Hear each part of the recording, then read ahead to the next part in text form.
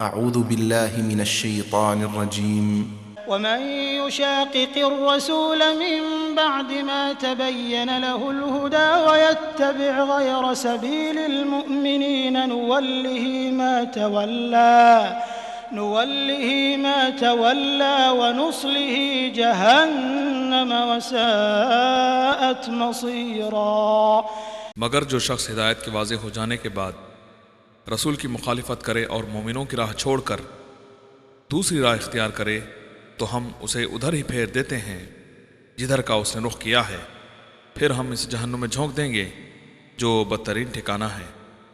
قل هذه سبيلي أدعو إلى الله على بصيرة أنا ومن اتبعني وسبحان الله وما أنا من المشركين۔ میرے حبیب آپ فرما دیجئے میرا راستہ یہی ہے کہ میں اللہ کی طرف بلاتا ہوں، میں خود بھی اس راہ کو پوری روشنی میں دیکھ رہا ہوں اور میرے پیروکار بھی۔ اللہ پاک ہے اور مشرکوں سے میرا کوئی واسطہ نہیں۔ آؤ قرآن و سنت کی طرف، اللہ اور اس کے رسول کی طرف۔ اگر کوئی مائی کلال قرآن یا حدیث کی بات کرے اور حرام ہے جو قرآن و سنت کے خلاف اپنی زبان کو بلند کرے، حرام ہے اس کے لیے۔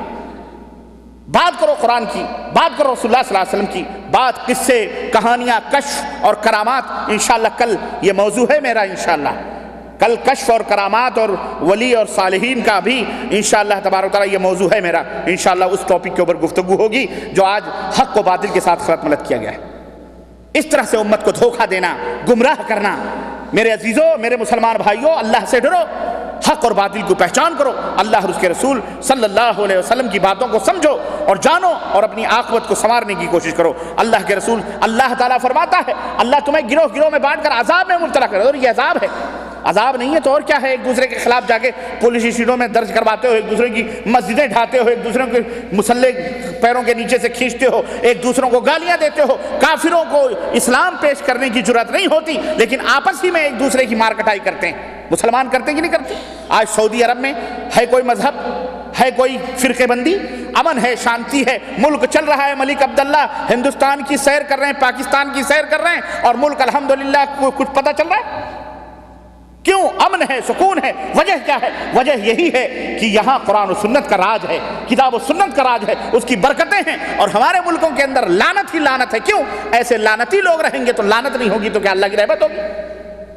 جہاں مسلمانوں کو کافر کہا جائے، جہاں مسلمانوں کو ٹکڑے ٹکڑے کیا جائے، جہاں مسلمانوں کے پیروں کے نیچے سے مسلح چھینے جائے اور حق کو نہ تسلیم کیا جائے، بدعت بدعتی ہے، مشرک مشرکی ہے، قبر پہ ویسے ہی چل رہا ہے، سب کچھ چل رہا ہے۔ اللہ سے ڈرو، اللہ نے یہاں تمہیں موقع دیا ہے مسلمانوں، سوچو سمجھو، تحقیق کرو۔ چند روٹیاں کمانے کے لیے یہاں تم اپنی زندگی کو نہ گنواؤ، دین اور اسلام اور عاقبت بھی بنانے کی فکر کرو۔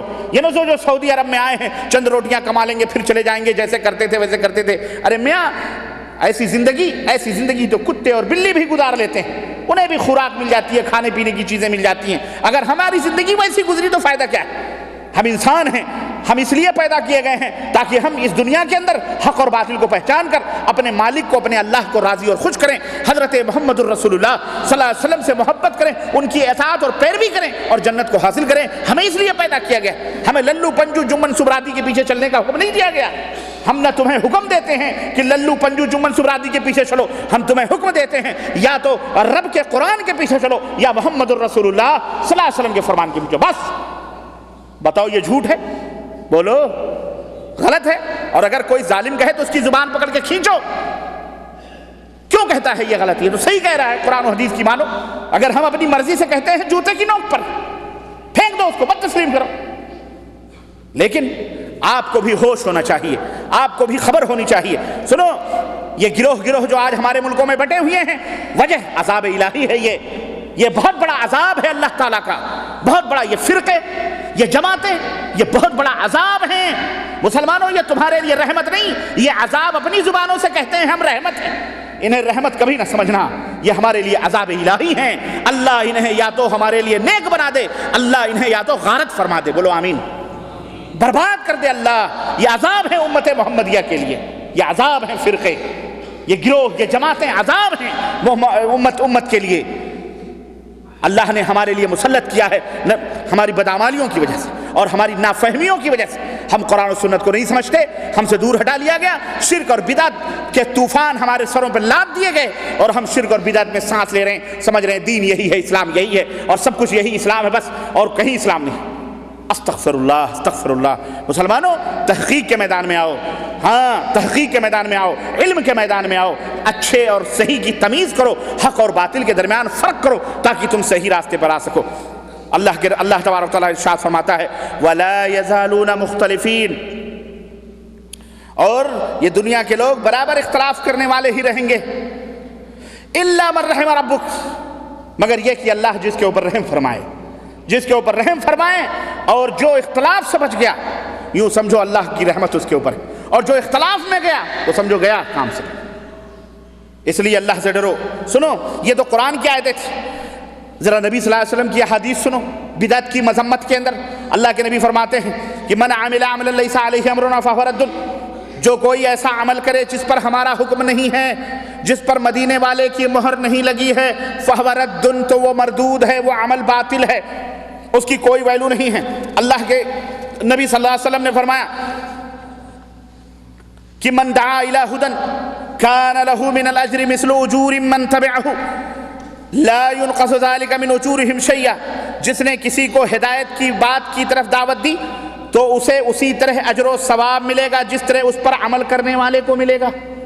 میں نے آپ کو ایک اچھی بات بتلائی، آپ نے عمل کرنا شروع کیا، جتنا ثواب آپ کو ملے گا اتنا ثواب مجھے بھی ملے گا۔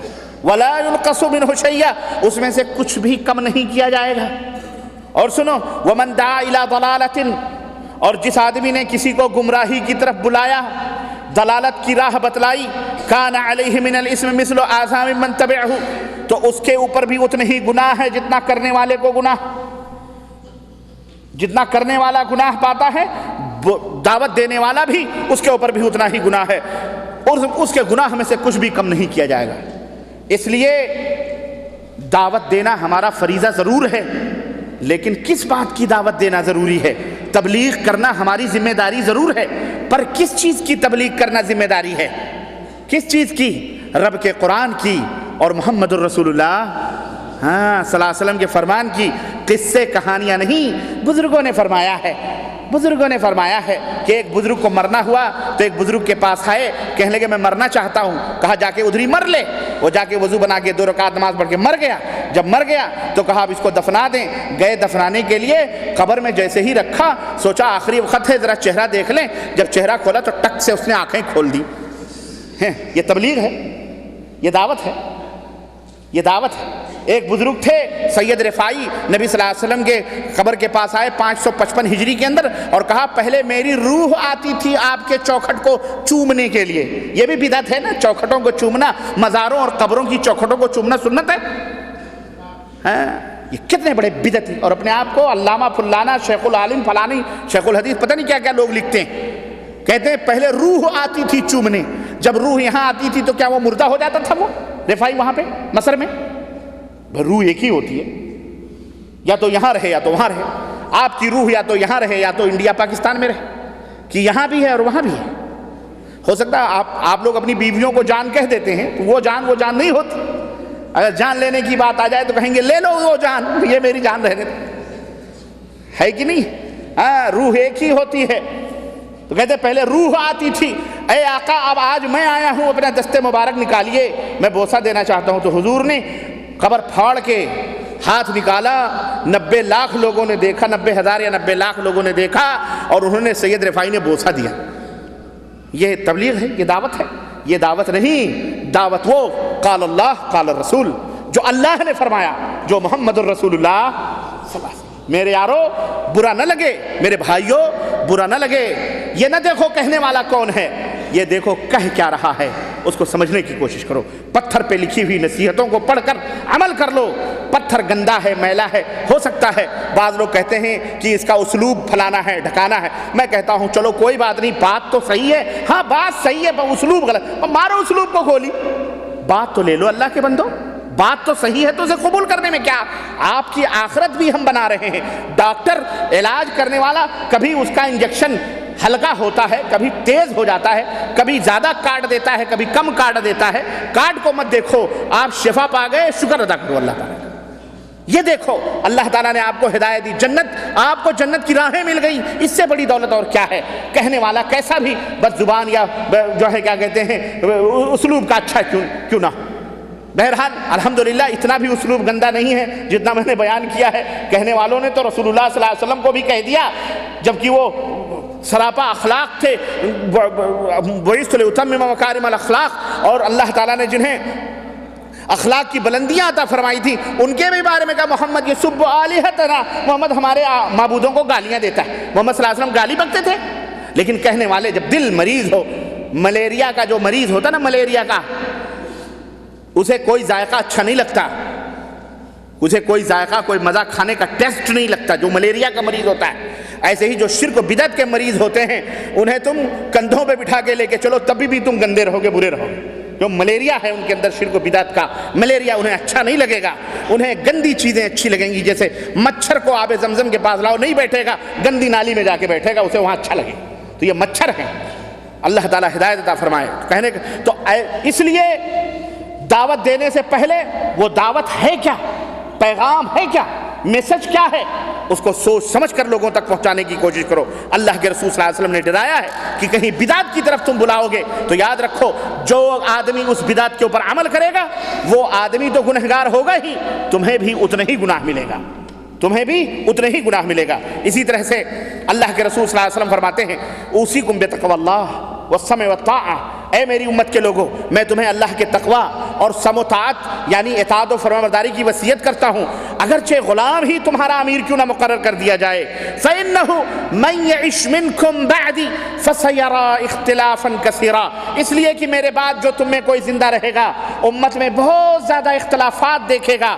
فَعَلَيْكُمْ بِسُنَّتِي، تو اے میری امت کے لوگوں جب دیکھو کہ دنیا مختلف ہو گئی ہے تو کیا کرو، علیکم بسنتی، میری سنتوں کو لازم پکڑ لو، میری حدیثوں سے چمٹ جاؤ، میری باتوں سے چمٹ جاؤ، وسنت الخلفاء الراشدین المہدیین، اور ہدایت یافتہ خلفاء راشدین جو صحابہ ہیں ان کی سنتوں سے چمٹ جاؤ۔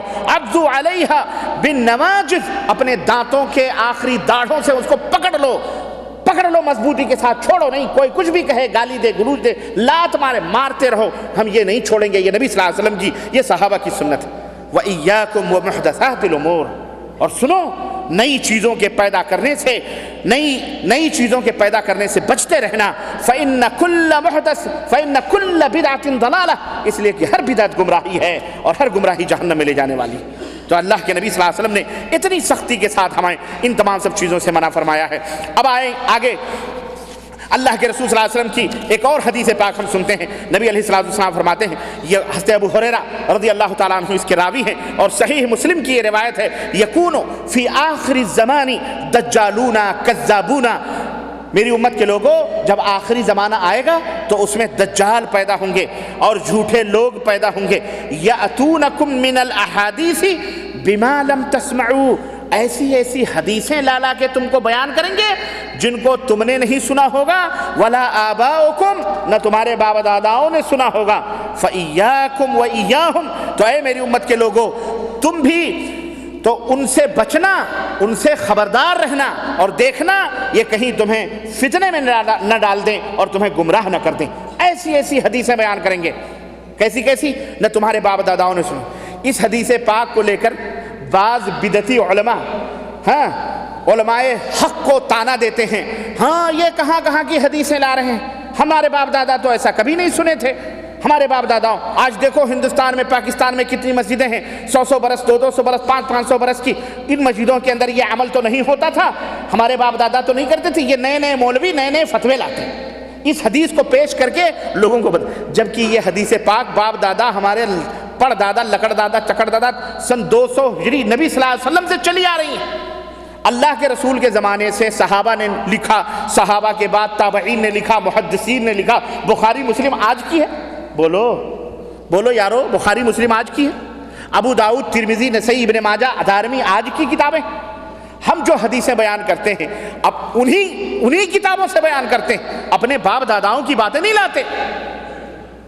اب جو اس میں نہیں ہے حدیثوں میں تو نیا کون ہوا پرانا کون ہوا؟ ہم تو وہ حدیثیں بیان کرتے ہیں جو ہمارے باپ داداؤں نے سنی، لیکن یہ جو حدیثیں بیان کرتے ہیں نہ بخاری نے سنی، نہ مسلم نے سنی، نہ ابو بکر نے سنی اور نہ عمر نے سنی، نہ نبی نے کہی۔ اور کیا کہا اللہ کے نبی کے شان میں غلو کیا، اور کیا کہا اللہ کے نبی نے فرمایا اول ما خلق اللہ نوری وکل الخلائق من نوری وانا من نور اللہ، سب سے پہلے اللہ نے میرے نور کو پیدا کیا۔ اول ما خلق اللہ نوری، سب سے پہلے اللہ نے میرے نور کو بنایا، وکل الخلائق من نوری، اور تمام مخلوقات کو میرے نور سے پیدا کیا، وانا من نور اللہ، اور میں اللہ کے نور سے بنایا گیا۔ ہم نے کہا بھیا یہ حدیث کہاں ہے؟ کہنے لگے یہ حدیث ہمارے باپ داداؤں سے آ رہی ہے۔ ٹھیک ہے، باپ داداؤں سے آ رہی، کس نے بیان کی؟ بخاری نے بیان کی، مسلم نے بیان کی، کس محدث نے بیان کی؟ ہمارے باپ داداؤں نے تو یہ حدیث نہیں سنی تھی، تم کہاں سے بیان کر رہے ہو؟ تو الٹا چور کوتوال کو ڈانٹے، آج اپنی باتیں گڑھ گڑھ کر کے اختلاف و امتی رحمہ، میری امت کا اختلاف رحمت، ہم نے کہا کہاں ہے؟ یہ تو حدیث اللہ کے نبی نے بیان ہی نہیں کی، گڑھی ہوئی موضوع روایتیں تم لا کے بیان کرو۔ اس طرح سے امت کو گمراہ کیا جاتا ہے۔ اس لیے آپ لوگ ہوشیار رہو، خبردار رہو۔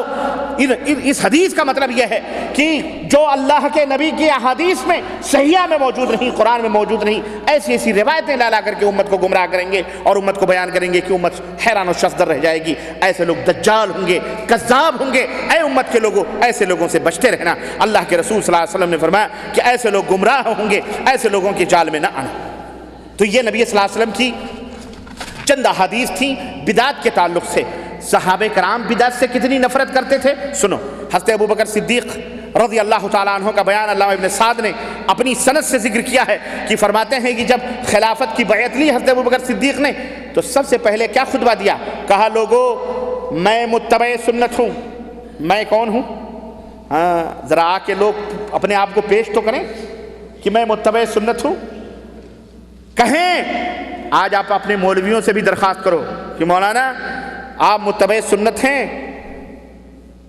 وہ کہیں ہاں، تو ایمان سے شروع کرو، ایمان سے شروع کرو امتحان لینا مولوی کا۔ اگر وہیں ڈل ہے تو معاملہ خلاص، تو ختم، پھر وہ متبع سنت نہیں۔ یہ نہیں آمین رفع دین نہیں، آمین رفع دین بات کی بات ہے، پہلے ایمان سے شروع کرو، عقیدے سے شروع کرو۔ ہاں، حضرت ابو بکر خلیفۃ المسلمین ہیں، کھڑے ہوئے حمد و صلات کے بعد کیا کہتے ہیں؟ اے لوگو میں متبع سنت ہوں۔ میں کون ہوں؟ اللہ۔ میں کبھی کبھی کہا کرتا ہوں کہ جب تم سے کوئی کہے تم کون ہو تو کہہ دو الحمدللہ میں مومن ہوں، مشرک نہیں ہوں۔ میں مومن ہوں، مشرک؟ ہاں، لوگ کان کھڑے کر دیتے ہیں، یہ کون سی بات رہی؟ مومن ہوں، مشرک نہیں ہوں؟ ہاں، اس لیے کہ وما یؤمن اکثرهم باللہ الا وهم مشرکون، بہت سارے ایمان کا دعویٰ کرنے والے بھی مشرک ہوتے ہیں۔ تو ان سے کہو میں مومن ہوں، مشرک نہیں ہوں، تب وہاں معاملہ صاف ہوگا۔ ورنہ مومن تو سارے سب مومن، یہ شیعہ بھی اپنے آپ کو مومن کہتے ہیں، بلکہ اپنے آپ کو مومنین ہی کہتے ہیں، یہ مسلمان کہنا گوارا نہیں کرتے کہ ہم مومن ہیں، لیکن مشرک ہیں، ہے کہ نہیں؟ اس لیے ابو بکر کا خطبہ سنو، کہتے ہیں لوگوں میں متبع سنت ہوں، بدعتی نہیں ہوں۔ اللہ اکبر، یہ کہنے کی کیا ضرورت تھی؟ بہت سارے متبع سنت کا دعویٰ کرنے والے بھی بدعت میں بولو ملوث ہوتے ہیں۔ دو چار سنتیں ٹائٹل کے طور پہ لگا لی، باقی اندر گھوٹالے کا مال رکھ لیا، سب بدعت، عقیدے عمل سب بدعت۔ تو ابو بکر صدیق نے کہا لوگو میں متبع سنت ہوں، میں بدعتی نہیں ہوں، لہذا اگر درست کروں تو میری مدد کرو، اور اگر سنت سے انحراف کروں تو میری اصلاح کرو۔ میری اور ہر عالم کا، ہر داعی اور ہر مبلغ کا، ہر مسلمان کا یہی شیوا ہونا چاہیے، یہی ضمیر ہونا چاہیے، یہی عقیدہ ہونا چاہیے۔ لوگو، اے لوگو ہمیں سنت کی راہ بتلاؤ، اے لوگو، اے علماء حضرات ہمیں نبی کا طریقہ بتلاؤ، ہمیں اپنی باتیں اگر ہم غلط کر رہے ہیں تو ہمیں بتا دو، ہماری اصلاح کر دو، ہماری بھی اصلاح کرو، ہم آپ کی اصلاح کریں۔ المؤمن مرآۃ المؤمن، مومن مومن کا آئینہ ہوتا ہے۔ آپ ہمارے اندر کوئی غلطی دیکھو، گریبان پکڑ کر کے سمجھاؤ، بتلاؤ، اگر یہ سمجھتے ہو یہ میرا بھائی ہے تو، اور اگر اگر ہم آپ کو آپ کے اندر کوئی غلطی دیکھیں تو ہم آپ کو سمجھائیں کہ بھائی یہ غلط ہے، ایسا نہیں کرنا، ایسا کرنا چاہیے، یہ سنت ہے، یہ بدعت ہے، یہ شرک ہے، یہ توحید ہے، یہ ہمارا ایک دوسرے کا فرض ہونا چاہیے۔ اور یہی فریضہ جب تک تھا امت کے اندر امن اور سکون رہا، لیکن جہاں تعصب پیدا ہو گئے وہاں امت گئی، ختم ہو گئی۔ اس طرح سے حضرت عمر فاروق اعظم رضی اللہ تعالیٰ عنہ فرماتے ہیں، کہتے ہیں اصحاب الرائے سے بچو۔ اصحاب الرائے کون ہیں؟ یہ بدعتی، جن کے پاس دلیل نہیں ہوتی اور لوگوں کو سکھاتے کیا ہیں؟ بتاؤں لوگوں کو کیا سکھلاتے ہیں؟ کہتے ہیں دلیل کون مانگتا ہے؟ دلیل وہ مانگتا ہے جو ذلیل ہوتا ہے۔ واللہ ولعنت اللہ علی الکاذبین، اللہ جھوٹوں پر لعنت فرمائے، بولو آمین۔ ہمارے ہندوستان کا ایک بہت بڑا سید برادری کا آدمی، اپنے آپ کو ہاشمی لکھتا تھا، اس کی کیسٹ میرے پاس موجود ہے۔ اس نے کہا دلیل وہ مانگتا ہے جو ذلیل ہوتا ہے۔ کہا ثبوت؟ کہا اللہ تعالیٰ نے قرآن کریم کے اندر جب حضرت آدم علیہ السلام کی تخلیق فرمائی اور پیدا فرمایا اور تمام فرشتوں سے کہا کہ اے میرے فرشتوں آدم کو سجدہ کرو، سارے فرشتے سجدے میں چلے گئے، لیکن شیطان نے سجدہ نہیں کیا۔ اللہ تعالیٰ نے فرمایا کہ ابلیس تو نے سجدہ کیوں نہیں کیا؟ اس نے دلیل مانگی، اے اللہ سجدہ تو تیرے لیے جائز ہے، آدم کے لیے سجدہ کرنے کی دلیل چاہیے۔ جب اس نے دلیل مانگی تو ذلیل ہو گیا۔ پڑھیے درود پاک، اللہم صلی علی سیدنا مولانا محمد صلاۃ و سلام علیک یا رسول اللہ، نعرے رسالت۔ اب وہاں شیطان کھودتا ہے، دلیل دے، دلیل یہ ہیں وَيَتَّبِعُونَ مَا تَشَابَهَ مِنْهُ، یہ لوگ ہیں متشابہ آیتوں کے پیچھے پڑھ کر گمراہ۔ دیکھیں قرآن سے دلیل دے رہا ہے، اب امت نعرہ لگا رہی ہے پیچھے۔ بات سمجھ میں آئی کہ نہیں آئی؟ جو دلیل مانگتا ہے وہ کون ہوتا ہے؟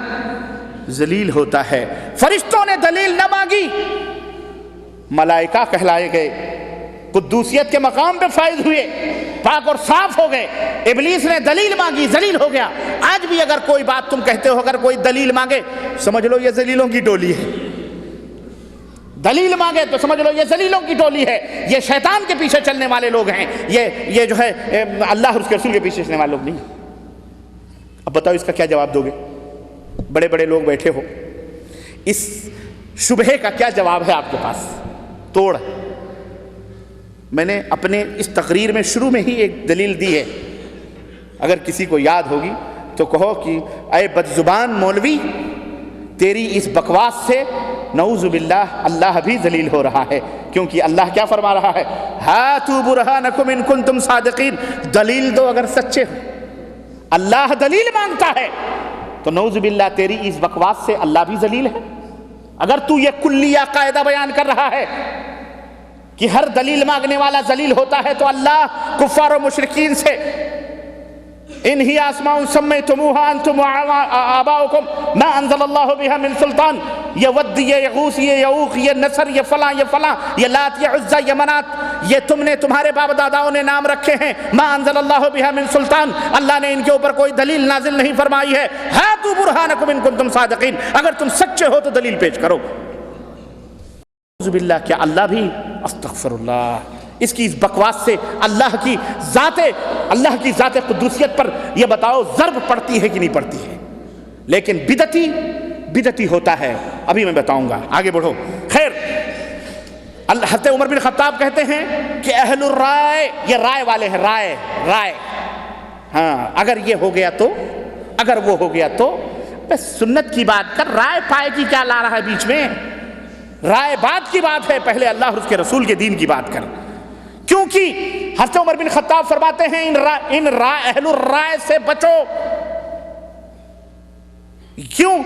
کیونکہ یہ سنتوں کے دشمن ہیں، ان سے حدیثیں نہ یاد ہو سکیں تو انہوں نے اپنی منمانی کہنا شروع کر دی۔ جس کے دامن میں حدیث نہیں، قرآن نہیں، تو کیا کرے گا؟ وہ بکواس کرے گا، اور کیا کرے گا؟ منمانی کرے گا۔ خود بھی گمراہ ہوئے اور دوسروں کو بھی انہوں نے گمراہ کیا۔ اٹھاؤ سنن دارمی کے اندر یہ روایت حضرت عمر بن خطاب رضی اللہ تعالیٰ عنہ کی موجود ہے۔ اور حضرت عبداللہ بن مسعود کیا فرماتے ہیں؟ اتبعوا ولا تبتدعوا، اے نبی کی امت کے لوگوں، اللہ کے نبی کی اتباع کرو، بدعت نہ یاد کرو، بدعت نہ کرو۔ فقد کفیتم، اس لیے کہ سنت ہی تمہارے لیے کافی ہے، ہر بدعت گمراہی ہے، اس لیے بدعتوں کے پیچھے۔ یہ صحابہ کرام رضوان اللہ علیہم اجمعین کا اپنا عقیدہ اور منہج تھا جو آپ کو ہم بتلا رہے ہیں۔ تابعین، تبع تابعین کیوں لے لو، صحابہ کے بعد تابعین کا نمبر آتا ہے کہ نہیں؟ حضرت عمر بن عبدالعزیز نے ایک شخص کے پاس ایک خط لکھا اور لکھا اما بعد، میں تمہیں اللہ کے تقوی اور اس کے معاملے میں اعتدال کی راہ اپنانے، اس کے رسول کی سنت کی اتباع کرنے اور آپ کی سنت کے بعد جو کچھ بدعتیوں نے ایجاد کر رکھا ہے اسے چھوڑ دینے کی وصیت کرتا ہوں۔ یہ تابعی تھے۔ اسی طرح سے حضرت امام شافعی رحمۃ اللہ علیہ، جن کے نام کا سہارا لے کر لوگوں نے مذہب بنایا اور شرک و بدعت کے وہ کام کرتے ہیں، علامہ والحفیظ کے اگر امام شافعی ہوتے تو جوتا مارتے اور اس کے علاوہ کوئی چارہ نہ ہوتا، جوتا مار مار کر کے ان کو درست کرتے۔ اے میری طرف نسبت کرنے والوں، میں نے تو یہ بدعت نہیں ایجاد کری، نہیں میں نے تمہیں ان بدعت کے معاملے پہ ہم نے تمہیں حکم دیا کرنے کے لیے۔ امام شافعی فرماتے ہیں اہل کلام یعنی اہل بدعت کی ایک قسم ہے اہل کلام، ان کے بارے میں میرا فیصلہ یہ ہے کہ کھجور کی شاخ سے ان کی پٹائی کرو۔ امام شافعی کہتے ہیں بدعتیوں کی کھجور کی شاخ سے پٹائی کرو، انہیں اونٹ پر سوار کر کے علاقوں اور قبیلوں میں گھمایا جائے اور اعلان کیا جائے کہ یہ وہ بدعتی ہے جو کتاب اللہ اور سنت رسول کو چھوڑ کر علم کلام سے جڑا ہوا ہے۔ امام مالک، جن کی طرف لوگ نسبت کر کے مالکیہ کہتے ہیں، امام مالک فرماتے ہیں کہ جس نے دین اسلام میں کوئی بدعت اچھی سمجھ کر پیدا کری، ایجاد کی، تو گویا اس نے یہ سوچا کہ نبی کریم صلی اللہ علیہ وسلم نے رسالت کے پہنچانے میں خیانت کی ہے۔ صحیح بات ہے، یہ جو اچھی بات تھی، جو جنت میں لے جانے والی تھی، اللہ کے نبی نے ہمیں بتلائی کہ نہیں بتلا دی؟ بولو۔ جو باتیں جہنم میں پہنچانے والی تھی، ہمارے نبی نے ہمیں بتلائی کہ نہیں بتلائیں؟ اب اگر کوئی شخص کوئی اچھی چیز سمجھ کر کے دین میں لاتا ہے، یہ بھی کر لو، تو نعوذ باللہ رسالت کے اوپر الزام لگا رہا ہے کہ گویا نبی کو معلوم نہیں تھا، اس کو معلوم ہو گیا۔ اب نبی سے بھی بڑھ کر کے جانکار کوئی پیدا ہوا ہے؟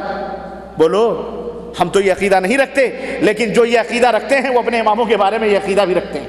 استغفر اللہ، استغفر اللہ۔ سنو، جبکہ اللہ تعالیٰ نے فرمایا الیوم اکملت لکم دینکم، کہ آج میں نے تمہارے لیے تمہارے دین کو مکمل کر دیا ہے، تو جو چیز نبی کے زمانے میں دین نہ تھی، حضرت امام مالک فرماتے ہیں وہ آج دین بن سکتی نہیں بن سکتی۔ جو چیز نبی کے زمانے میں دین نہ تھی وہ آج دین۔ امام احمد بن حنبل، امام اہل السنہ، فرماتے ہیں کہ سنت کے اصول ہمارے نزدیک صحابہ کرام کے عقیدہ و منہج کو لازم پکڑنا ہے اور بدعات سے پرہیز کرنا ہے، کیونکہ ہر بدعت گمراہی ہے۔ جھگڑے اور بیجا مباحثات سے دور رہنا اور اہل بدعت کے ساتھ اٹھنا بیٹھنا یہ حرام ہے، پرہیز کرنا چاہیے۔ نیز دین میں اختلافات اور جنگ و جدال سے بچنا چاہیے۔ یہ ہیں بدعات کی مذمتیں جو قرآن میں، نبی کی احادیث سے، صحابہ کرام، تابعین، تبع تابعین، ائمہ مجتہدین۔ اب ہمارے انڈیا اور پاکستان اور بنگلہ دیش کے امام شاہ ولی اللہ محدث دہلوی، جن کے احسانات ہیں، حدیث کے خدمات ہیں انڈیا پاکستان کے اندر، بنگلہ دیش کے اندر، وہ کہتے ہیں میرے نزدیک 100 زنا کر لینا بہتر ہے ایک کسی بدعت کے عمل کے ایجاد کرنے سے۔ کیا سمجھے آپ؟ بدعت کی مذمت میں بات لمبی نہیں ہونی چاہیے۔ میں ایک اور بات، پیران پیر، کیونکہ یہ وہ شخصیت ہے جس بیچارے کو شیخ عبد القادر جیلانی رحمۃ اللہ علیہ کو کاٹ کا الو بنا کر لوگ اپنی اپنی جھولیاں بھر رہے ہیں۔ یہ غنیۃ الطالبین ان کی کتاب ہے۔ کس کی ہے؟ شیخ عبد القادر جیلانی رحمۃ اللہ علیہ کی۔ انہوں نے بدعت کے تعلق سے کیا باتیں بیان فرمائی ہیں؟ ہمارے اہل بدعت جو نیاز، فاتحے، کنڈے، شب برات، حلوے، ماڈھے، تعزیے، شدے، علم، چبوترے، تعویذ، گنڈے، پلیتے، مزارات کے اوپر چادریں، عرس، میلے، قوالیاں، پھوالیاں اور یہ اندھی تقلیدیں اور اذہب اور مذہب جو بنا بنا کے چلتے ہیں، یہ کتاب ان کے لیے زہر ہے۔ یہ کتاب ان کے لیے کیا ہے؟ ہاں، اور یہ زہر انہیں پینا پڑے گا، کیونکہ ان کا نام لے کر کے ان کے مرغے دباتے ہیں یہ مستنڈے مولوی۔ اس زہر کو ان کو پلاؤ اور بولو کہ شیخ عبد القادر جیلانی کی غنیۃ الطالبین، اس کے اندر شیخ عبد القادر جیلانی نے بدعتی کی پہچان بتائی ہے اور بدعتیوں کے ساتھ کیسا سلوک کرنا چاہیے اس کے بارے میں بتلایا ہے۔ کہتے ہیں ہر صاحب ایمان کے اوپر ضروری ہے۔ سنو، شیخ عبد القادر جیلانی کی نمازیں پڑھنے والے اور غوث کا دامن نہیں چھوڑیں گے، غوث کا دامن نہیں چھوڑیں گے، غوث کا دامن نہیں چھوڑیں گے۔ آؤ آؤ، نہ چھوڑو، اچھی بات ہے، آؤ یہ بھی نہ چھوڑو، صرف گوشت کھانے میں نہیں چھوڑیں گے غوث کا دامن، یہ کون کرے گا؟ یہ کون کرے گا؟ یہ ہم نہ کریں، وہی کریں بس۔ وہ کسی گھر میں کوئی چوری کرنے والے 4-5 چور گھس گئے، بڑھیا تھی، کچھ نہیں ملا، بڑھیا جاگ گئی اتفاق سے، چلانا شروع کیا چور چور چور، تو 3-4 چور، 5 تھے، 4 تو ادھر ادھر کونے میں، وہ ادھر گھس گیا، ادھر گھس گیا، ادھر گھس گیا، ادھر گھس گیا، اور ایک کو جگہ نہیں ملی تو اوپر جا کر کے ڈنڈے پر بیٹھ گیا۔ اب گاؤں والے آئے، کہنے گئے اماں جی کیا ہوا؟ کہا اوپر والا جانے۔ کہا کیا چوری ہوا؟ کہا بابا اوپر والا جانے۔ کہا کچھ چوری ہوا، تمہارا چمچا گیا، پیالہ گیا، کٹورا گیا، کیا گیا؟ کہا بھیا اوپر والا جانے۔ اوپر والا جو بیٹھا تھا سن سن کے پک گیا، کہتا ہے سب اوپر والا ہی جانے، وہ نہ جانے جو کونے میں بیٹھا ہوا ہے، وہ نہ جانے جو دوسرے کونے میں بیٹھا ہوا، وہ نہ جانے جو تیری چارپائی کے نیچے بیٹھا ہوا، سب اوپر والا جانے، اوپر والا جانے۔ تو یہی سب ہم ہی کریں، تم صرف مرغے مسلح کھاتے رہو بس۔ شیخ عبد القادر جیلانی فرماتے ہیں ہر صاحب ایمان پر سنت رسول اور جماعت کی پیروی کرنا ضروری ہے۔ پھر خود ہی تشریح کر رہے ہیں کہ سنت سے مراد رسول اللہ صلی اللہ علیہ وسلم کا طریقہ ہے۔ سنت سے مراد کس کا طریقہ ہے؟ اور جماعت کی پیروی سے مراد خلفائے اربعہ ابو بکر، عمر، عثمان، علی رضوان اللہ علیہم اجمعین کا طریقہ ہے، جو ان کے زمانے میں متفق علیہ فیصلہ، اس کے اوپر عمل کرو۔ سنو، بدعتیوں سے بحث مباحثہ رکھ رکھاؤ، بدعتیوں سے بحث مباحثہ رکھ رکھاؤ، دعا سلام درست نہیں ہے۔ بتاؤ، پختہ قبریں نبی کے زمانے میں تھیں؟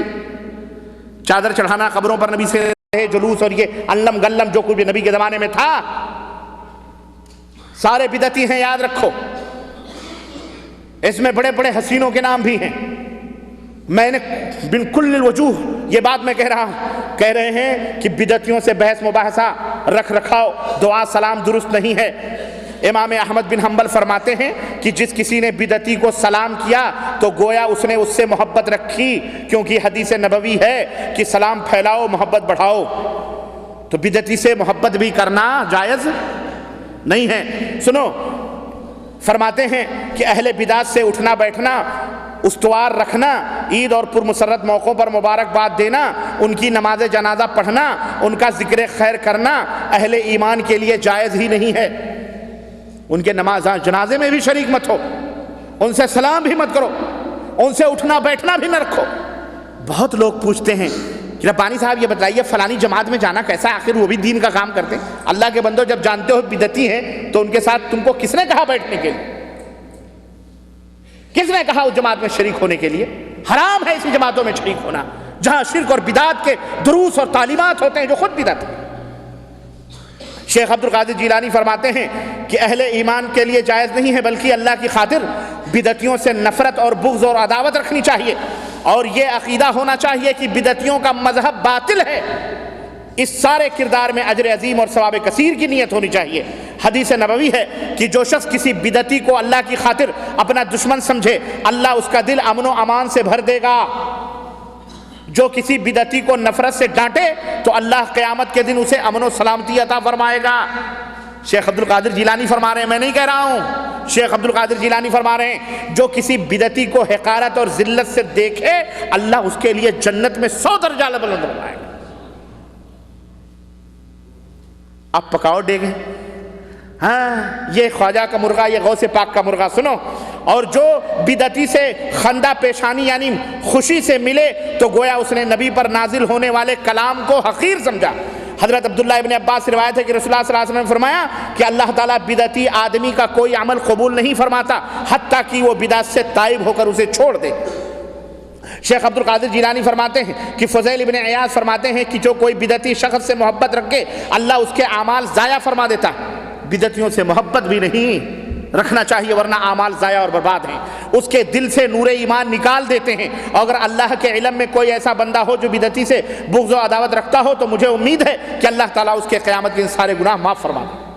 اللہ اکبر۔ سنو، اگرچہ اس کے عمل تھوڑے ہی کیوں نہ ہوں، اور اگر اور اگر راستے میں بدعتی کو دیکھو تو راستہ بدل لو، وہ راستہ ہی چھوڑ دو جہاں سے بدعتی گزرتا، پتہ نہیں کب قہر اللہ کا ٹوٹ پڑے اس کے اوپر، اور تم ساتھ ساتھ چلنے کی بات کرتے ہو۔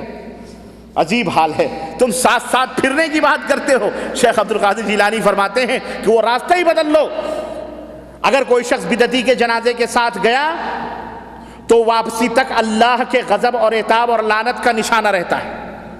کسی بدعتی کے جنازے میں بھی سنو، نبی نے بدعتی پر لعنت فرمائی اور کہا جس نے بدعت ایجاد کی یا کسی بدعتی کو پناہ دی اپنے گھر میں، اس پر اللہ کی، فرشتوں کی اور تمام لوگوں کی لعنت ہو، اور اللہ اس کے فرض اور نوافل کو رد فرما دیتا، قبول ہی نہیں فرماتا۔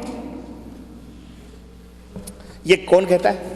یہ کس کی بات ہے؟ یہ بولو، شیخ عبد القادر جیلانی رحمت اللہ علیہ، پیران پیر، مہا پیر۔ سنو، کہتے ہیں اہل بدعت کی علامت کیا ہے، اہل بدعت کی نشانی کیا ہے؟ کہتے ہیں یاد رکھو، اہل بدعت کی کچھ نشانیاں اور علامات ہیں جن سے وہ پہچان لیے جاتے ہیں۔ مثلا اہل بدعت اہل الحدیث پر طعن و تشنیع کرتے ہیں، یعنی انہیں گالی گلوچ بکتے ہیں۔ زنادقہ اہل حدیث کو جھوٹا کہہ کر احادیث کو باطل کرنا چاہتے ہیں۔ قدریہ اہل حدیث کو جبریہ کہنے کی کوشش کریں گے۔ جہمیہ اہل حدیث کو مشبہہ کہیں گے۔ یہ رافضی شیعہ اہل حدیث کو ناسبی سے پکارتے ہیں۔ یہ لوگ اہل حدیث کو یہ القاب اس لیے دیتے ہیں کہ انہیں حدیث پر عمل کرنے والوں سے نفرت اور عداوت ہے، حالانکہ اہل سنت کا لقب صرف اور صرف اہل حدیث۔ یہ کون کہہ رہا ہے؟ بولو، یہ بھی وہابی تھے۔ بولو، یہ بھی کون تھے؟ اگر یہ وہابی تھے تو ہمیں ان ڈیگ والوں کو پیر بھی ملا تو وہابیوں کا ملا، ان کے اپنے گھر سے پیر بھی نہ ملا، ہے کہ نہیں؟ بولو، کوئی بات نہیں، ہم تو ان کو نہیں پوجتے، تم یا غوث المدد کے نعرے لگاتے رہو، ہمارا ہی پٹھا ہے، لیکن وہ ہم جانتے ہیں کہ اپنی قبر میں سو رہا ہے، وہ تمہاری مدد کے لیے شیطان اس کی شکل میں ضرور انڈیا، پاکستان، بنگلہ دیش آ کے مدد کرتا ہے، لیکن شیخ عبد القادر جیلانی نہیں آتے۔ المہم یہ سلسلہ میں نے قائم کیا، قرآن سے، حدیث سے، تابعین، تبع تابعین، ائمہ اور پیران پیر شیخ عبد القادر جیلانی شاہ ولی اللہ محدث سے بات کلوز کرتا ہوں میں۔ اب اس کے نقصانات کیا ہیں، بات یہاں کر کے میں اپنی بات کو ختم کرنا چاہ رہا ہوں، آخری نتیجے پہ پہنچا ہوں۔ اس کے اسباب کیا ہیں؟ بدعت کیوں پھیلتی ہے، لوگوں کے اندر بدعتیں کیوں جنم لیتی ہیں، اس کی وجہ کیا ہے؟ چند چیزیں ہیں، وہ آپ انگلیوں پہ گن لیں۔ نمبر 1، جہالت اور کم علمی کی وجہ سے بدعتیں پھیلتی ہیں، اور جہالت یہ سب سے بڑی بلا، نہ جاننا سب سے بڑی بلا ہے۔ چنانچہ قرآن کریم میں اس کی بے شمار دلیلیں موجود ہیں۔ تو نمبر 1، بدعت پھیلنے کے اسباب میں سے ایک سبب کیا ہے؟ بولو، جہالت، یعنی قرآن و سنت سے دوری۔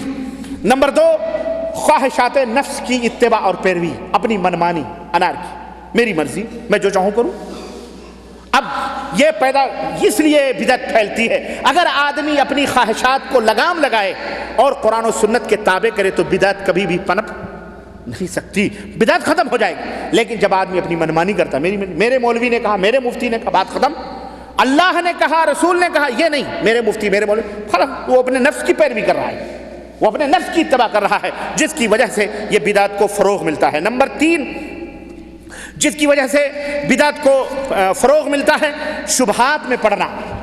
شبہات میں اہل بدعات شبہات میں پڑنے کے سبب بھی بدعت کے شکار ہوتے ہیں، بدعت کے شکار ہوتے ہیں، شبہات پیدا کرتے ہیں۔ ابھی جیسے میں نے ایک شبہ بتایا آپ کو، کون سا شبہ؟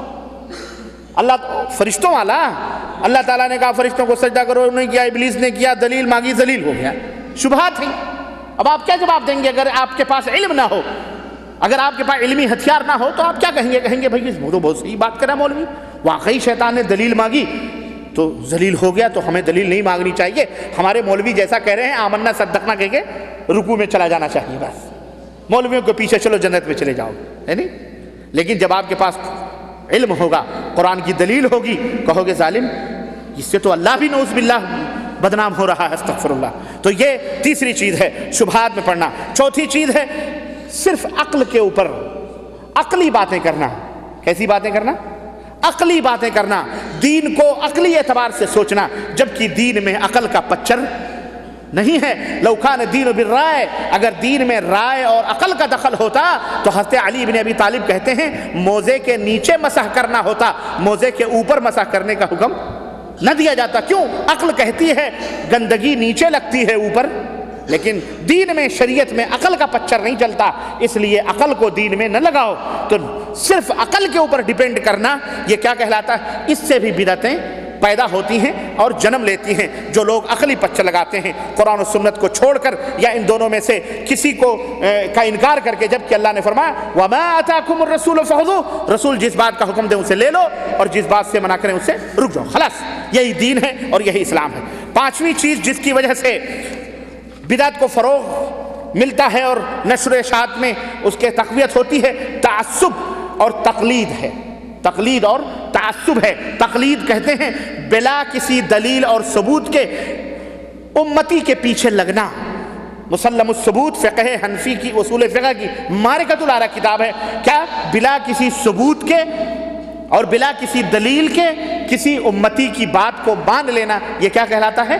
تعصب کہلاتا ہے، تقلید کہلاتا ہے. اور تعصب ناجائز طریقے پر کسی حمیت جاہلیہ یعنی قبیلے یا کسی محبت میں بیجا طور پر کسی کی حمایت کرنا، حالانکہ جانتا ہے یہ ناحق ہے، لیکن چونکہ ہمارا بھائی ہے، ہمارے قبیلے کا ہے، وطن کا ہے، رنگ کا ہے، زبان کا ہے، خاندان کا ہے، اس لیے اس کی حمایت کرنا یہ تعصب کہلاتا ہے. تو تعصب کہتے ہیں کہ ناجائز طور پر بیجا حمایت کرنا حق کو جانتے ہوئے بھی یہ تعصب. اور تقلید بلا کسی دلیل کے امتی کے پیچھے چلنا یہ کیا کہلاتا ہے؟ تقلید کہلاتا ہے. تو اللہ تعالیٰ نے فرمایا، اللہ آبا و اجداد کی تقلید، پیران، مشائخ، ائمہ، علماء کی تقلید، مذاہب کا تعصب، یہ ساری کی ساری چیزیں اس کے اندر داخل ہیں. میں یہ بات مانوں گا یا نہیں مانوں گا.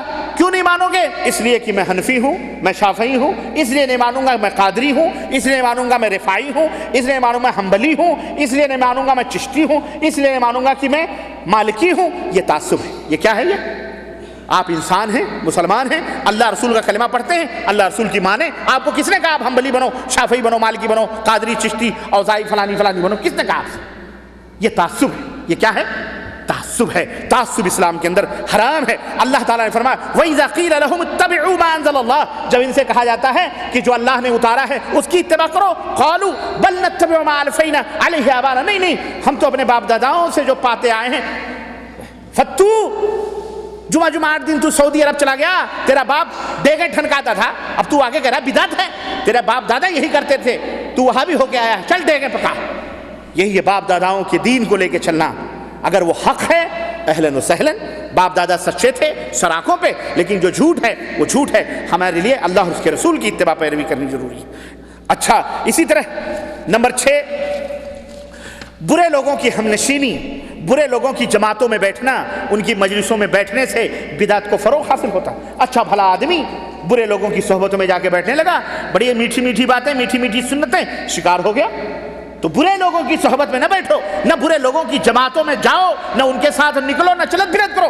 اللہ نے حرام قرار دیا ہے. اور قرآن کریم میں اللہ ارشاد فرماتا ہے یوم تقلب وجوہہم فی النار یقولون یا لیتنا اطعنا اللہ واطعنا الرسول وقالوا ربنا انا اطعنا سادتنا وکبراءنا فاضلونا السبیل ربنا آتهم ضعفین من العذاب ولعنهم لعنا کبیرا.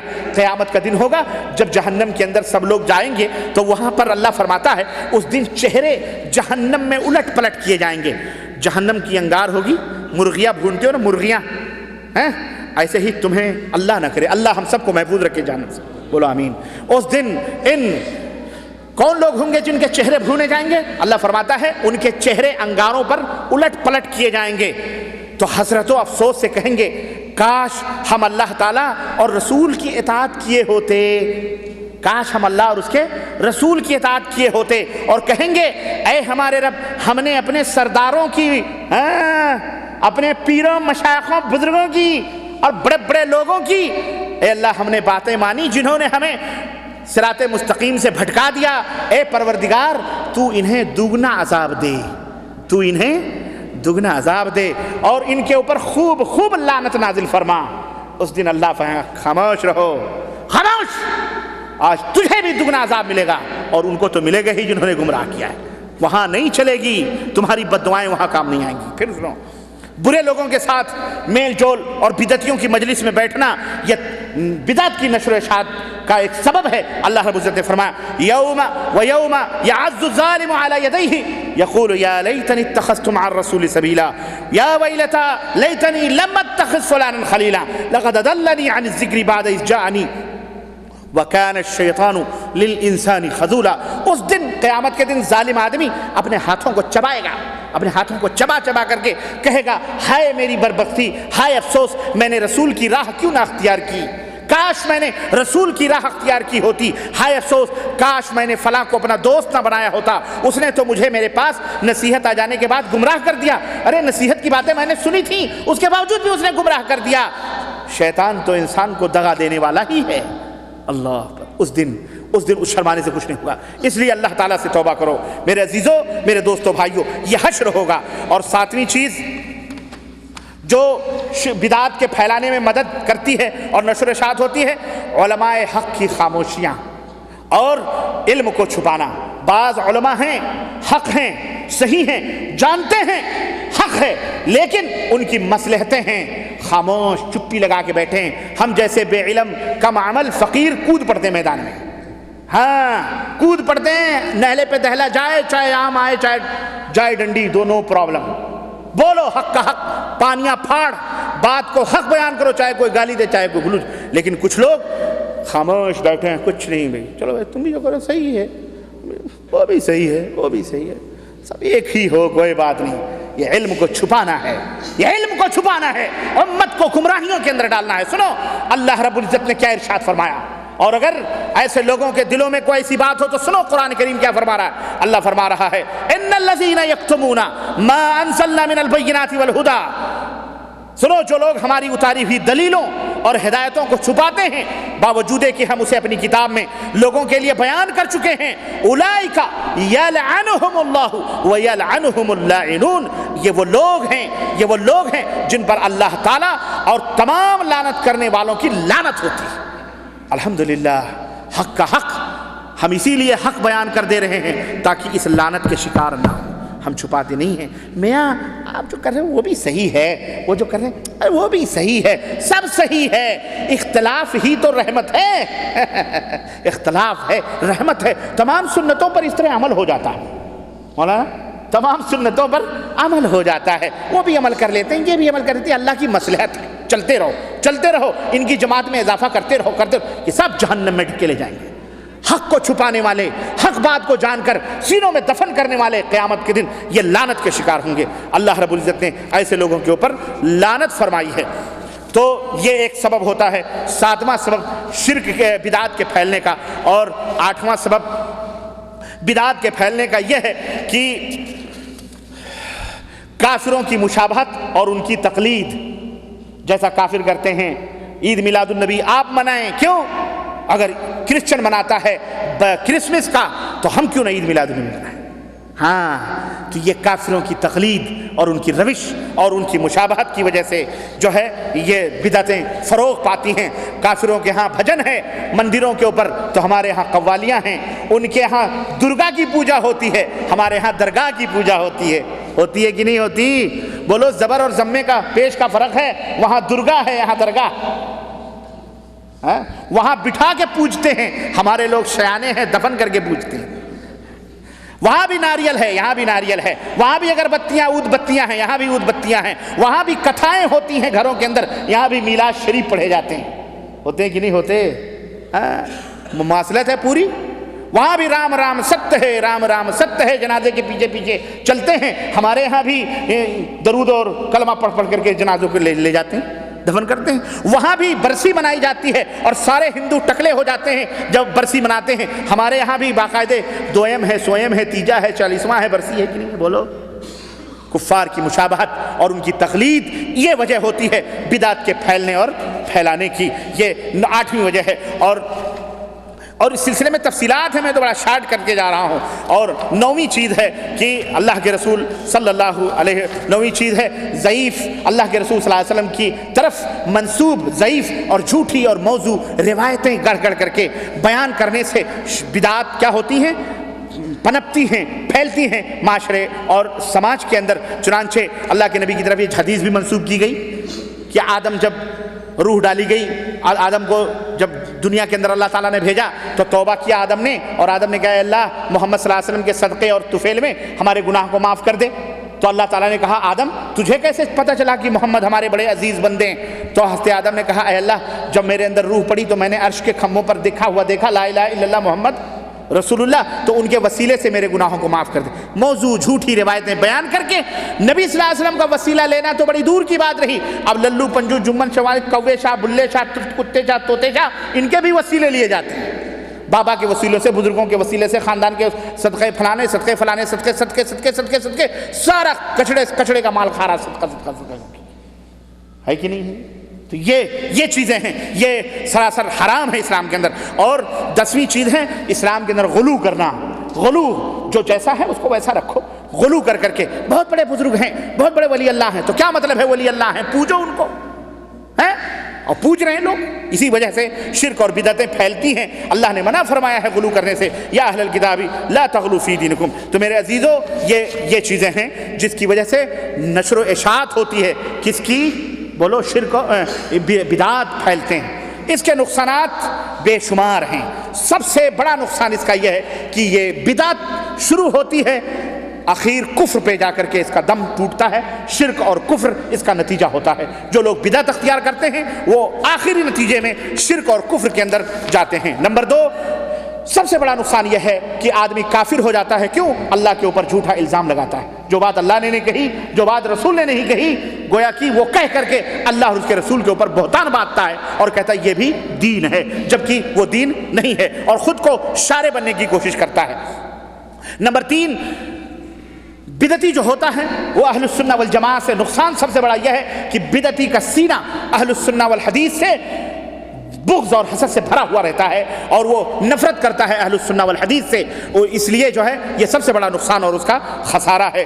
اور اسی طرح سے اس کا سب سے بڑا چوتھا نقصان یہ ہے کہ بدعتی کے عمل اللہ تبارک تعالیٰ قبول نہیں فرماتا ہے، کیونکہ نبی علیہ الصلوۃ والسلام نے فرمایا کہ من حدث فی امرنا ھذا ما لیس منہ فہو رد، کہ جو بدعت ایجاد کر کے نئی باتیں ہماری طرف ہمارے لائے ہوئے دین میں نئی باتیں پیدا کرے، اس کا عمل مردود ہے، اس کا وہ باطل ہے۔ اسی طرح سے بدعتی کا انجام سب سے بڑا نقصان اس کا یہ ہے، اور معاشرے پر اور سوسائٹی پر اور آخرت میں دنیا میں بھی، کہ بدعتی کا انجام یہ کیا ہوتا ہے؟ شیطان کی طرح ہوتا ہے، جس طرح شیطان جہنم میں جائے گا اسی طرح جو ہے یہ بھی بدعتی بھی جہنم کے اندر جاتا ہے۔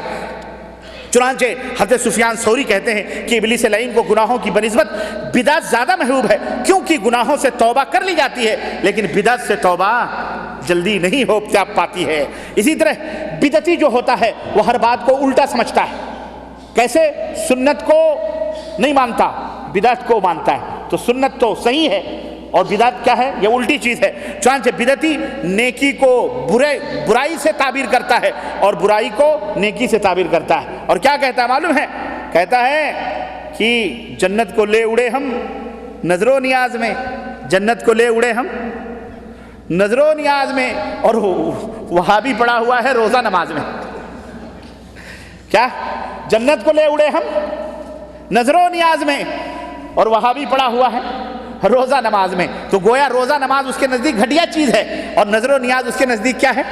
تو نیکی کو بری اور برائی کو نیکی سمجھتا ہے بدعتی، یہ سب سے بڑی بیماری ہے اس کے لیے۔ اور 7ویں چیز یہ ہے کہ بدعتی اگر کوئی گواہی دے تو بدعتی کی گواہی اسلام میں قابل قبول نہیں ہوتی ہے۔ اسی طرح 8ویں چیز یہ ہے کہ بدعتی سب سے زیادہ فتین ہوتا ہے، فتنہ پیدا کرتا ہے، بدعتی سے بڑھ کر فتین کوئی نہیں ہوتا، بہت بڑا فتین ہوتا ہے۔ اور آج جتنے فتنہ پرور لوگ ہیں اپنے آپ کو وائٹ کالر بن رہے ہیں، یہ سارے کے سارے سمجھو سارے بدعتی ہیں اور انہی سے فتنے پیدا ہوتے ہیں۔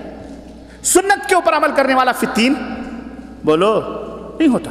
سنت، اب میں مثال دوں، مولانا وقت زیادہ تو نہیں ہو رہا ہے، تھوڑی سی مثال دے کر کے میں بالکل لاسٹ میں ہوں، 2-3 پوائنٹس اور ہیں، مثال دے دوں، بات آئی ہے کہہ دوں، مکمل پتہ نہیں زندگی وفا کرے نہ کرے لیکن ریکارڈ ہو رہی ہے۔ ہوگا کیا؟ فتین کون ہوتا ہے؟ بعض لوگ کہتے ہیں کہ فتنہ پیدا کرتے ہیں، سنو، بدعتی سب سے بڑا فتین ہوتا ہے۔ اللہ کے نبی صلی اللہ علیہ وسلم کی حدیث حضرت عثمان غنی سے بھی، ابو بکر سے بھی، عمر سے بھی، بخاری مسلم کے اندر موجود ہے کہ اللہ کے نبی صلی اللہ علیہ وسلم جب وضو کرنے کے لیے بیٹھتے تو کیا کرتے؟ سب سے پہلے دل میں نیت ہوتی، بسم اللہ پڑھتے، پھر آپ صلی اللہ علیہ وسلم اپنے دونوں ہاتھوں کو گٹوں تک دھوتے، ہے نا، پھر کلی کرتے، پھر ناک میں پانی ڈالتے، پھر پورے چہرے کو دھوتے، ہے نا سنت یہ. پھر اس کے بعد داہنا ہاتھ دھوتے, پھر اس کے بعد بایاں ہاتھ دھوتے, پھر اس کے بعد سر کا پورے سر کا مسح کرتے اور پھر یہاں تک لاتے, پھر اپنے داہنے پیر دھلتے اور پھر آپ بائیں پائیں. یہ نبی صلی اللہ علیہ وسلم کی سنت ہے. بدعتی آیا, اس نے کیا کیا سنو, فتنہ کہاں پیدا ہوا, سارا میٹر بگاڑ کے رکھ دیا اور کہا اگر پہلے پیر دھل لو بایاں, پھر ناک میں پانی ڈال لو, یہ بھی جائز ہے. پہلے مسح کر لو پھر بعد میں کلی کر لو, یہ بھی جائز ہے. اے مولانا, ہے کہ نہیں حقیقت یہ مسئلے مسائل کی باتیں ہیں. فتنہ کہاں پیدا ہوتا ہے؟ سنت پر عمل کرنے والا سیدھا نبی کی سنت پر عمل کرتا ہے اور کہتا ترتیب فرض ہے. اگر بے ترتیب وضو بناؤ گے تو وضو نہیں ہوگا. لیکن بدعتی کھڑا ہوتا ہے, کہتا ہے نہیں, پیر بھی دھل لو, پھر مسح کر لو, پھر ناک میں پانی ڈال لو, پھر کان کو مسح کر لو, پھر جو ہے بایاں ہاتھ دھل لو, پھر داہنا پیر دھل لو. الٹا سیدھا کر کے مارا, خلط ملط کر کے مارا, بالکل وضو کو استنابود کر دیا. فتنہ کس نے پیدا بگاڑا؟ کس نے بتاؤ, کس نے بگاڑا اس دین کو جو نبی نے ہمیں دیا تھا؟ کس نے بگاڑا؟ نبی تو ترتیب سکھائیں اور امتی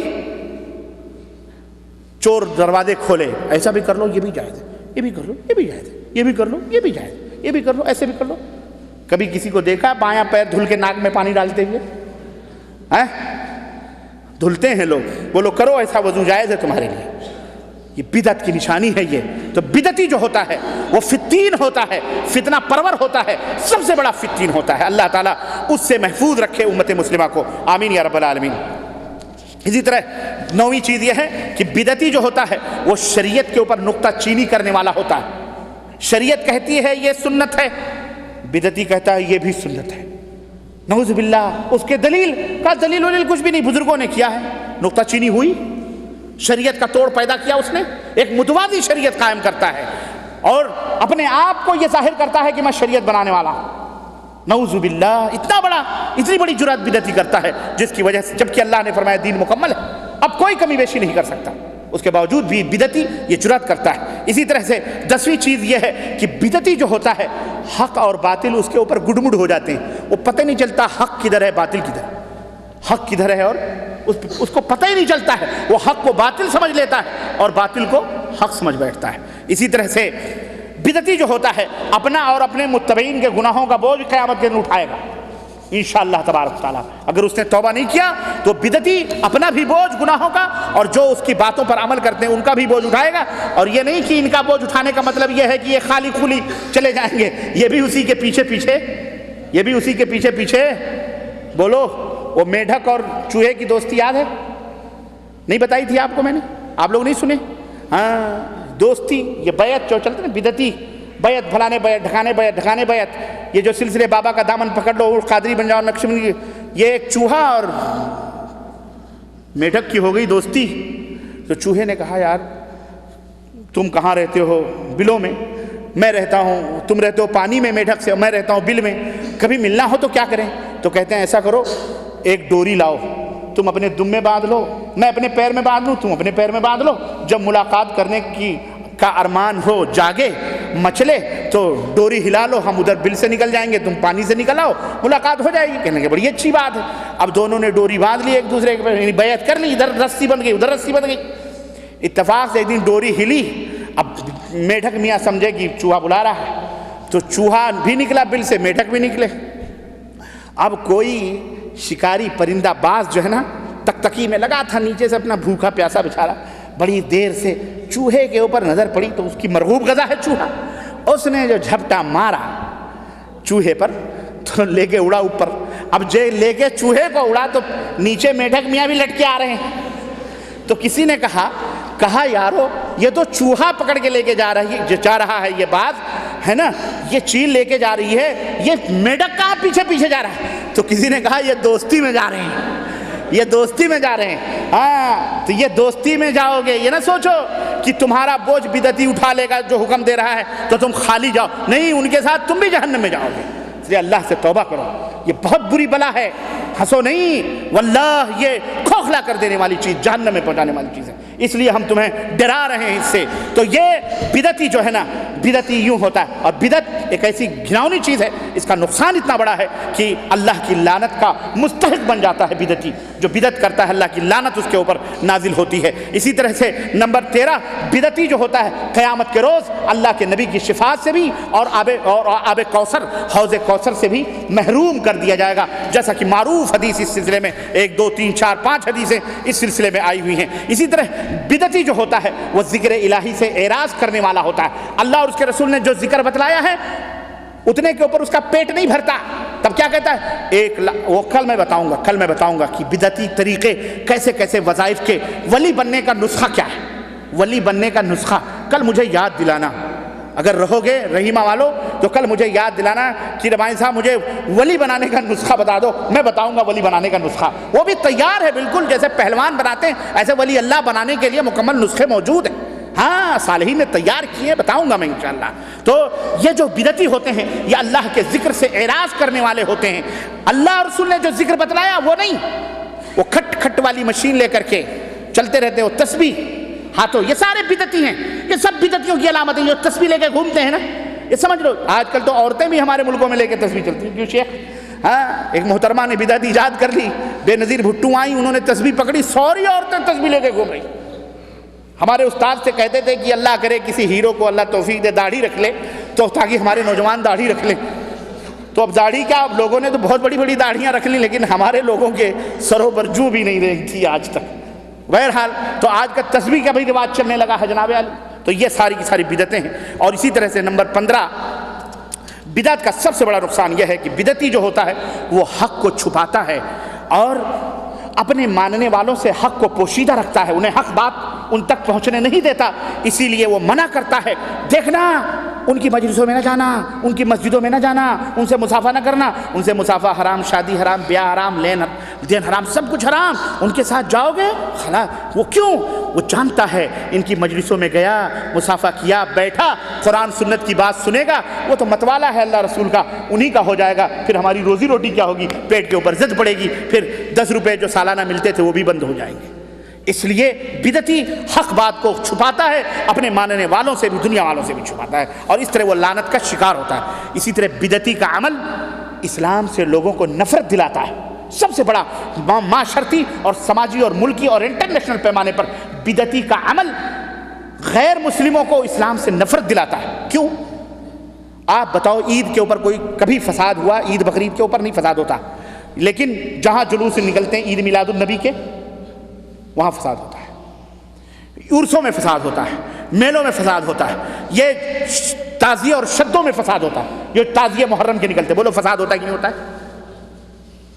اب اس سے کافروں اور مسلمانوں میں نفرت بیٹھتی کہ نہیں بیٹھتی؟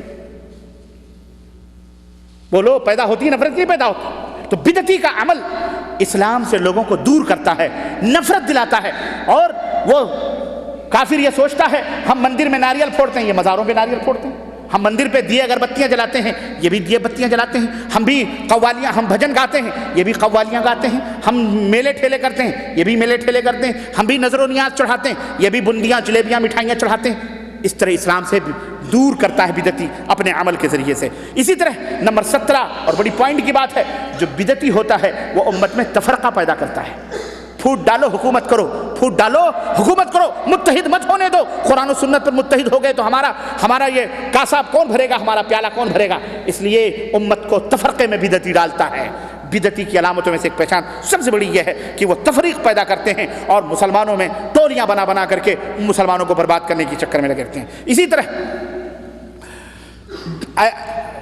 اسی طرح جو ہے بدعتی جو ہوتا ہے وہ اپنے آپ اپنی خواہشات نفس کا پیروکار ہوتا ہے اور اسی کے مطابق چلتا ہے، شریعت کا باغی ہوتا ہے اور دھوکے باز ہوتا ہے۔ آخری بات کہہ کر کے میں اپنی بات ختم کرنا چاہتا ہوں۔ آخری بات یہ ہے، بعض لوگ یہ کہتے ہیں کہ میاں آپ بدعتیوں کی بہت بیان کرتے ہیں، ہمارے حضرت کی اڑاتے ہو، فلانے بزرگ کی غیبت کرتے ہو، وہ حضرت مر گئے تو مر گئے خلاص، اب ان کی کتابیں کیوں پلٹتے ہو، ان کی باتیں کیوں بیان کرتے ہو، ان بزرگوں کا نام کیوں لیتے ہو؟ کہتے ہیں کہ نہیں؟ بولو رحیمہ والوں کہتے ہیں کہ نہیں کہتے؟ دنیا میں کہتے ہیں، اور کہتے ہیں یہ مولوی غیبت کرتے ہیں بزرگوں کی۔ کیا کرتے ہیں؟ کیا کہتے ہیں؟ غیبت۔ ان جاہل مطلق عقل سے پیدل لوگوں سے بتاؤ کہ 6 چیزیں ایسی ہیں جن کو بیان کرنا غیبت نہیں، جن کو بیان کرنا غیبت نہیں ہے۔ نمبر ایک، وہ 6 چیزیں کون سی ہیں؟ نمبر ایک، ظلم کی شکایت کرنا بادشاہ سے، یہ غیبت۔ آپ کے کفیل نے ظلم کیا، آپ گئے حاکم کے پاس، امیر کے پاس، ہمارے اوپر ظلم ہوا، یہ غیبت ہے کفیل کی؟ بولو، ظلم کی شکایت کرنا یہ غیبت نہیں ہے۔ اسی طرح کسی منکر چیز کی تبدیلی پر مدد طلب کرنا، مثلا کہیں شراب بیچی جا رہی ہے، زنا ہو رہا ہے، آپ گئے متووں کے پاس، آپ نے کہا فلانی جگہ فلانے لوگ شراب بیچتے ہیں، منکر ہے کہ نہیں، اس کو مٹانا ہے، اس مٹانے کے لیے آپ فلانے کی وہاں شکایت کر رہے ہیں، تو بتاؤ یہ غیبت ہے؟ بولو، نہیں غیبت ہے۔ نمبر 2، نمبر 3، فتویٰ طلب کرنے کے لیے کسی مسئلے کو معلوم کرنا، یہ غیبت نہیں کہلاتا ہے۔ فتویٰ بھی فلاں، یہ مسئلہ ہمارے محلے میں ہوا ہے، فلاں کی بیٹی فلاں، یہ غیبت نہیں کہلاتا ہے۔ نمبر 5، فسق اور بدعت کو اعلانیہ طور پر جو لوگ ظاہر کرتے ہیں، فسق اور بدعت پھیلاتے ہیں، ان کی اعلانیہ طور پر برائی کرنا اور لوگوں کو منع کرنا، ڈرانا ایسے لوگوں سے، یہ بھی غیبت نہیں کہلاتا ہے۔ اسی طرح کسی کا تعارف بیان کرنا، یہ بھی غیبت نہیں کہلاتا۔ مثلا عبد الرحمن صاحب ہمارے پاس آئے، اب گاؤں میں 4 عبد الرحمن ہیں، کون عبد الرحمن؟ فلانے، ان کے باپ کا بھی نام اتفاق سے سمجھو وہی پڑ گیا، یار کون عبد الرحمن؟ ارے یار نہیں جانتے، ارے وہ تھوڑا سا لنگڑا کے چلتے ہیں، وہ عبد الرحمن، تو یہ غیبت نہیں ہے۔ کیوں؟ تعارف ہے، تعارف پہچان کے لیے آپ نے اس کو بتا دیا۔ اگر آپ مذاق کی نیت سے کریں گے تو وہ غیبت ہو جائے گا۔ تو یہ 6 چیزیں ایسی ہیں جس کو کسی شاعر نے بیان کیا ہے، القدح لیس بغیبۃ فی 6، القدح لیس بغیبۃ فی 6، متظلم ومعرف ومحذر ومجاہر فسقا ومستفت ومن طلب الاعانۃ فی ازالۃ منکر۔ 6 امور میں برائی غیبت نہیں ہے، ظلم کی شکایت میں، تعارف کے لیے، کسی شر سے بچانے کے لیے، اعلانیہ فسق اور بدعت کرنے والے کے مقابلے میں فتویٰ طلب کرنے والے کے لیے، اور کسی برائی کے مٹانے کے لیے مدد طلب کرنے کے لیے۔ یہ 6 چیزیں ایسی ہیں جس کا بیان کرنا غیبت نہیں کہلاتا ہے۔ تو میرے عزیزوں، میرے دوستوں، غیبت کی یہ 3 پوائنٹ جو آج میں نے بیان کی، سب سے پہلے غیبت کی تعریف، اس کا معنی۔ نمبر 2، غیبت کی برائی قرآن و حدیث کی روشنی میں، ائمہ، صحابہ، تابعین، تبع تابعین، محدثین کے اقوال کے ذریعے سے۔ نمبر 4، بدعت پھیلتی کیوں ہے، اس کے اسباب اور وجوہات کیا ہیں۔ اور نمبر 4، چوتھی پوائنٹ جو ہے وہ یہ ہے کہ بدعت کے نقصانات اور مضرات سماج اور معاشرے پر، امت پر کتنے خطرناک اور بھیانک ہوتے ہیں۔ یہ آج ہم نے آپ کو اتنی باتیں بتائی ہیں، سکھلائی ہیں، اتنی تعلیم دی ہے۔ اللہ رب العزت سے دعا ہے کہ اللہ تعالیٰ آپ کے بیٹھنے کو، ہمارے کھڑے ہونے کو اور اس وقت کو اللہ قبول فرمائے، اور اللہ ہم سب کو بدعات اور خرافات اور شرک اور اس طرح نجس اور ناپاک چیزوں سے امت مسلمہ کو دور رکھے، اور اللہ ہم سب کو جنت الفردوس میں جگہ عطا فرمائے، اپنے نبی کا صحیح طور پر متبع اور پیروکار بنائے، اور اللہ اس کے رسول کا محب بنائے۔ آمین یا رب العالمین۔ وصلی اللہ علی نبینا محمد وعلی آلہ وصحبہ اجمعین، والسلام علیکم ورحمۃ اللہ وبرکاتہ۔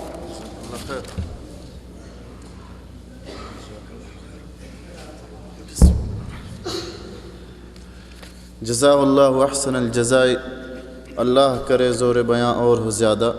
ہم اللہ رب العالمین سے دعا کرتے ہیں کہ شیخ کے صحت و تندرستی کے اندر برکت اور عمر میں درازی عطا فرمائے، اور ان کے اس کتاب و سنت کے پیغام کو دنیا کے گوشے گوشے اور چپے چپے میں عام فرمائے۔ آمین۔